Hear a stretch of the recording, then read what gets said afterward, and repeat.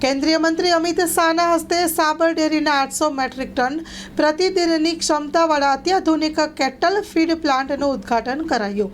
સાબર ડેરીના cattle feed plant થકી સાબરકાંઠા અને અરવલ્લી જિલ્લામાં દૂધ ઉત્પાદકોના દૂધાળા પશુઓ માટે સમતોલ અને પોષણયુક્ત આહાર વધુ માત્રામાં મળતો થશે.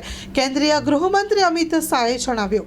હિંમતનગર ખાતે કેન્દ્રીય ગૃહ અને સહકારિતા મંત્રી અમિત શાહે સાબર ડેરીના ₹210 કરોડના ખર્ચે 800 મેટ્રિક ટન પ્રતિદિનની ક્ષમતાવાળા અત્યાધુનિક કેટલ ફીડ પ્લાન્ટના ઉદ્ઘાટન પ્રસંગે જણાવ્યું હતું કે આ કેટલ ફીડ પ્લાન્ટનો પ્રારંભ થવાથી સાબરકાંઠા અને અરવલ્લી જિલ્લામાં દૂધ ઉત્પાદકોના દૂધાળા પશુઓ માટે સમતોલ અને પોષણયુક્ત આહારનો પુરવઠો વધુ માત્રામાં મળશે.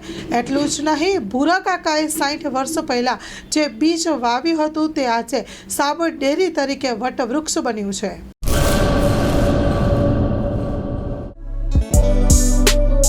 Krishna hospital, doctor Milan Gami MD, doctor Ritik Patel MBBS, visiting doctor, Manshree હોસ્પિટલના મનોચિકિત્સક ડૉક્ટર ભાવેશભાઈ પટેલ દર મહિનાના બીજા અને ચોથા રવિવારે મળશે. માલી સાહેબનું હોસ્પિટલ, સલારી નાકા, પટેલવાડીની બાજુમાં, Rapar, Kutch. Mobile number 6359665356. Krishna hospital, Rapar.